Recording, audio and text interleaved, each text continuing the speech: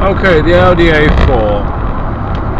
First thing I can say about this car, well, the first thing that basically comes to my attention is just how mundane the interior is. The colour scheme just doesn't work with this car. It's boring, it's naff.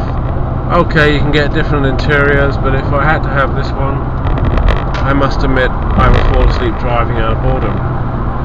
Now, the steering wheel at the top is obstructing the instrument cluster.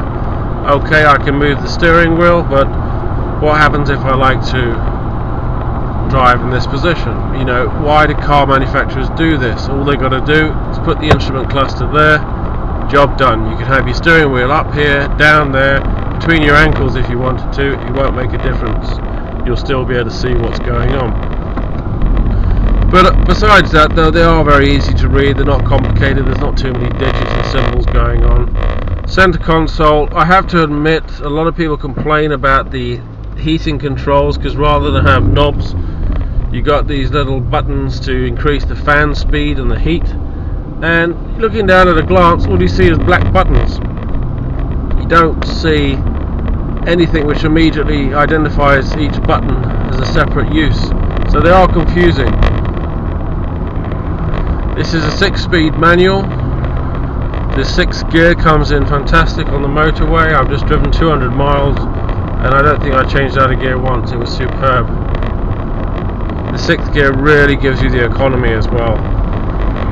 The side mirrors are long and narrow, and they've got a very good vantage point of the area around the side of the cars, because they start off wide and then they go down to narrow, so they work well. 10 out of 10 for that. The rear view vision is not bad at all. It's certainly not obstructed by the headrests. It's probably one of the best in the range at the moment. The brakes, I do like the brakes on this. You can feel every caliper working in perfect synchronization, and you can apply the pressure at a gradient and increase it accordingly, so you don't have any of this grabbing of the brakes.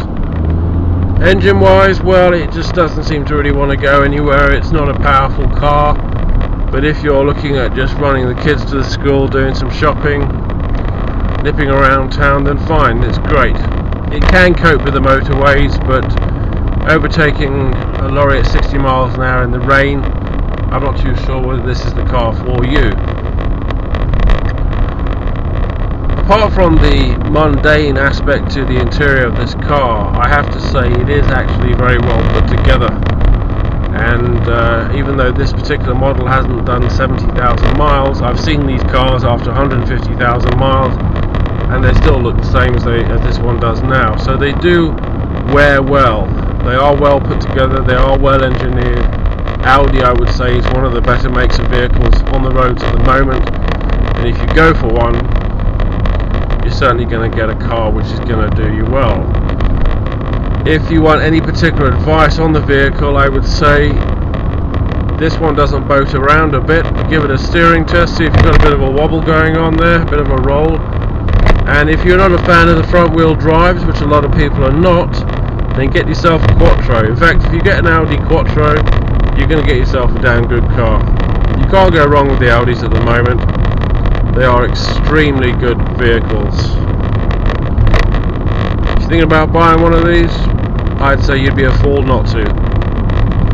There's a lot of different variations with the Audis. The current Audi A3, for example, there's 47 different variations of that model available.